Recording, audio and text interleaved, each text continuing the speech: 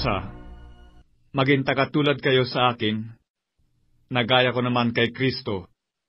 Kayo'y aking pinupuri nga, na sa lahat ng mga bagay ay naalaala ninyo ako, at iniingatan ninyong matibay ang mga turo na gaya ng ibinigay ko sa inyo. Datapwat, ibig ko na inyong maalaman na ang pangulo ng bawat lalaki ay si Kristo, at ang pangulo ng babae ay ang lalaki, at ang pangulo ni Kristo ay ang Diyos. Ang bawat lalaking nananalangin o nanghuhula na may takip ang ulo ay niwawala ng puri ang kanyang ulo. Datapwat, ang bawat babaeng nananalangin o nanghuhula na walang lambong ang kanyang ulo, niwawala ng puri ang kanyang ulo, sapagkat gaya rin ng kung kanyang inahitan. Sapagkat kung ang babae ay walang lambong, ay pagupit naman. Ngunit kung kahiya-hiya sa babae ang pagupit o paahit, ay maglambong siya, sapagkat katotohanan ang lalaki ay hindi dapat maglambong sa kanyang ulo. Palibhasa ay larawan siya at kaluwalhatian ng Diyos. Ngunit ang babae ay siyang kaluwalhatian ng lalaki, sapagkat ang lalaki ay hindi sa babae, kundi ang babae ay sa lalaki. Sapagkat hindi nilalang ang lalaki dahil sa babae, kundi ang babae dahil sa lalaki. Dahil dito'y nararapat na ang babae ay magkaroon sa kanyang ulo ng tanda ng kapamahalaan dahil sa mga anghel. Gayunman, ang babae ay di maaaring walang lalaki at ang lalaki ay di maaaring walang babae sa Panginoon. Sapagkat kung paanong ang babae ay sa lalaki, gayon din naman ang lalaki ay sa pamamagitan ng babae.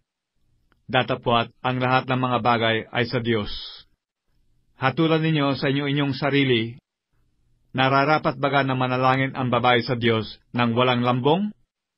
Hindi baga ang katalagahan din ang nagtuturo sa inyo na kung may mahabang buhok ang lalaki, ay mahalay sa kanya?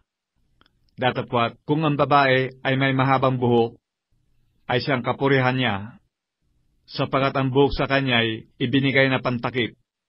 Datapwat, kung tila mapagtunggali ang sinuman, walang gayong ugali kami, iyang iglesia man ng Diyos.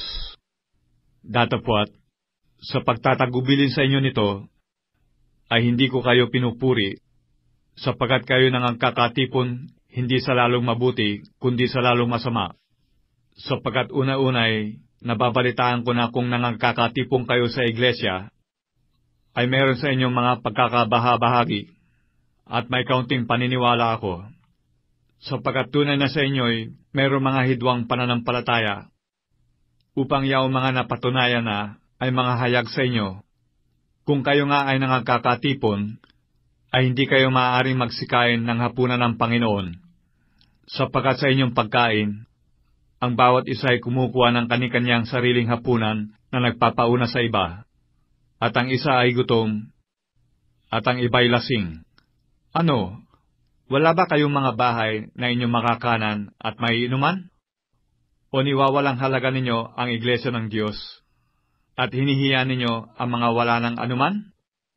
Anong aking sasabihin sa inyo? Kayo bagay aking pupurihin?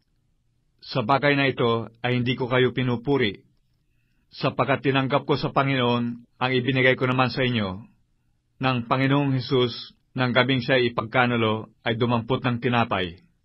At nang siya'y makapagpasalamat, ay kanyang pinagputol-putol at sinabi, "Ito'y aking katawan na pinagputol-putol dahil sa inyo. Gawin ninyo ito sa pag-aalaala sa akin." At gayon din naman hinawakan ng saro pagkatapos ng makahapon, na sinasabi, "Ang sarong ito'y siyang bagong tipan sa aking dugo. Gawin ninyo ito sa tuwing kayo'y magsisiinom sa pag-aalaala sa akin. Sapagkat sa tuwing kanin ninyo ang tinapay na ito, at inuman ninyo ang saro, ay inihahayag ninyo ang pagkamatay ng Panginoon hanggang sa dumating siya. Kaya't ang sinumang kumain ng tinapay, o uminom sa saro ng Panginoon, na di nararapat, ay magkakasala sa katawan at dugo ng Panginoon.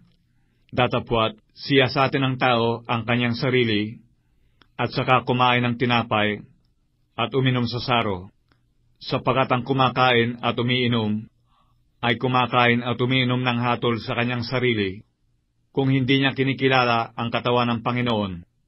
Dahil dito'y marami sa inyo ang mahihina at mga masasakitin, at hindi kakaunti ang nangatutulog. Datapwat, kung ating kilalanin ang ating sarili, ay hindi tayo hahatulan. Datapwat, kung tayo hinahatulan, ay pinarurusahan tayo ng Panginoon, upang huwag tayong mahatulang kasama ng sanglibutan. Dahil dito, mga kapatid ko, kung kayo'y mga sasalo-salo sa pagkain, ay mangaghintayan kayo. Kung ang sinuman ay magutom, kumain siya sa bahay, upang ang inyong pagsasalo-salo ay huwag maging sa paghatol, at ang iba ay aking aayusin pagparian ko.